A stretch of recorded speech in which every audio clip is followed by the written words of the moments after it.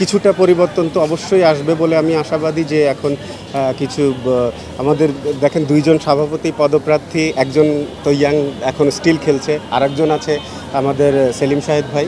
তো দুইজনের কাছ থেকেই দুই রকম আমরা আশা করতে পারি। ডেফিনেটলি এটা একটা পজিটিভ ইনিশিয়েটিভ আমি বলবো। বা আগে যেটা হয়েছে আসলে এটা সময়ের উপর ডিপেন্ড করে যে কোন সময়টা কিভাবে চলছে। আমি বলবো না যে কোনটা খারাপ কোনটা, বিকজ ওই আমরা সবাই রিলেটেড ছিলাম, আবার এখানেও আমরাই আছি। তো কিছুটা পরিবর্তন তো অবশ্যই আসবে বলে আমি আশাবাদী যে এখন কিছু আমাদের দেখেন দুইজন সভাপতি পদপ্রার্থী, একজন তো ইয়াং এখন স্টিল খেলছে, আরেকজন আছে আমাদের সেলিম শাহেদ ভাই। তো দুইজনের কাছ থেকেই দুই রকম আমরা আশা করতে পারি। নিশ্চিন্তে খান স্বাস্থ্যকর অল টাইম পান, all time healthy life. Salim Shahed ভাই অফিসিয়ালি খুবই স্ট্রং, মানে উনি এইসব ব্যাপার জানে, উনি কী কী স্টেপ নেওয়া উচিত। অ্যাট দ্য সেম টাইম আমাদের মিথুন যে আছে, ও কিন্তু এখনকার নিডসগুলো সবগুলো ওর কাছে মোটামুটি ক্রিস্টাল ক্লিয়ার, বিকজ ও যেহেতু খেলার মধ্যে আছে।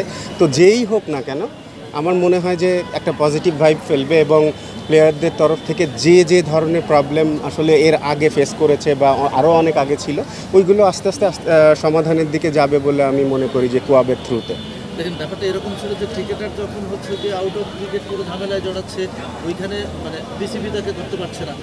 কোয়াব যদি তাকে অন্তত মনিটর করা কিংবা তাকে ইয়া করা, এই একটা বিষয় থাকে। আবার ক্রিকেটার তার পারিশ্রমিক পাচ্ছে না, সেখান থেকে কোনো ভোকাল নেই বিসিবির সাথে। দর্শক দেখেন কোয়াবের কাজই কিন্তু এইগুলা, যে প্রত্যেকটা দেশেই এরকম যে ক্রিকেট বোর্ডগুলোর সাথে মানে একটা রিলেশন মেনটেন করা, এবং কোনো প্রবলেম থাকলে বা যদি কোনো কিছু থাকে এগুলো আলোচনার মাধ্যমে সমাধান করা। তো ওইটা আমার মনে হয় এইবার যেহেতু এত স্ট্রংলি ইনিশিয়েটিভ নেওয়া হয়েছে, এবার আরও খুব ভালোভাবে হবে, এবং এতে স্পেশালি যারা এখন কারেন্ট প্লেয়ার আছে ওরা বেনিফিটেড হবে বলে আমি আশাবাদী আর কি।